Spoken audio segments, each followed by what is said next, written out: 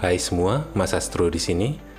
Bertepatan dengan gerhana bulan yang terjadi pada 13-14 Maret 2025, dan jika kita memahami dengan bagaimana gerhana bulan tercipta saat bayangan bumi menghalangi cahaya matahari ke bulan, maka secara bersamaan dari sudut pandang bulan juga akan mengalami gerhana matahari. Bedanya, penghalang matahari kali ini adalah bumi. Dan ini adalah foto gerhana matahari yang dilihat dari permukaan bulan pertama dalam sejarah yang diambil oleh wahana pendarat Blue Ghost dari Firefly Aerospace. Dengan melihat foto ini, maka kita sedang melihat salah satu foto paling bersejarah dalam dunia antariksa, sejajar dengan foto-foto semisal Earthrise oleh Apollo 8, Buzz Aldrin pada Apollo 11, Pale Blue Dot oleh Voyager 1, Pillar of Creation oleh teleskop Hubble, atau foto pertama lubang hitam.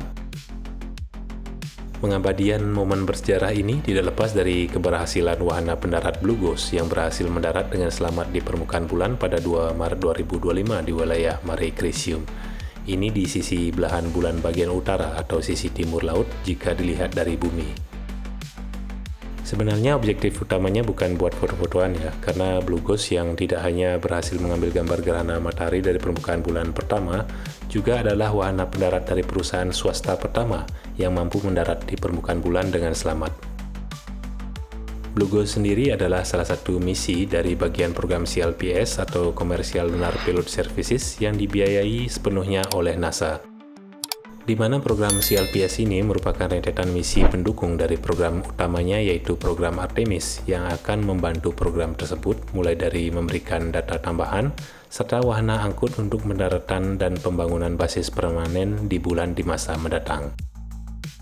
Blue Ghost yang berangkat dengan roket Falcon 9 dari SpaceX pada 15 Januari 2025 dan tiba di orbit bulan pada 13 Februari dan berhasil mendarat pada 2 Maret, akan melakukan serangkaian pengujian sains dan teknologi seperti pengujian regolith, pengujian suhu di bawah permukaan, pengujian medan magnet, solar flare, sampai pengujian teknologi penerimaan sinyal dan lain-lain.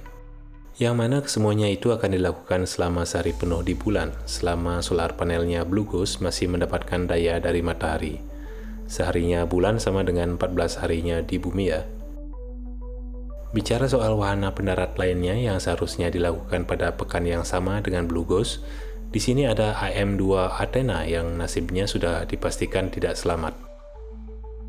Ini follow up sedikit ya tentang kronologi apa yang sebenarnya terjadi pada Athena. Jadi IM-2 Athena dari Intuitive Machines gagal mendarat setelah instrumen pemindai gangguan permukaannya gagal bekerja dengan baik dan salah mengkalkulasi pendaratan yang seharusnya telah mematikan engine tapi tetap menyala walaupun telah menyentuh permukaan, sehingga Athena roboh dan terseret beberapa puluh meter sampai akhirnya terjerembab di cekungan kawah.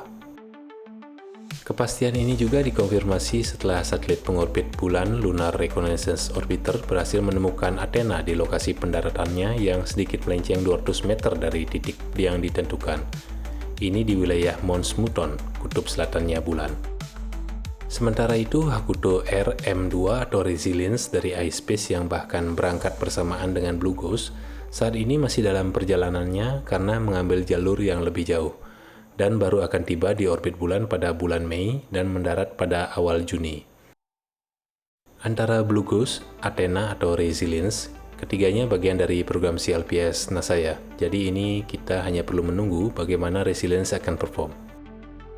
Dan pada tahun 2025 ini saja akan ada 3 jadwal peluncuran lander lagi dari program CLPS seperti Blue Moon Mark 1 dari Blue Origin, Griffin dari Astrobotic, dan IM-3 dari Intuitive Machines.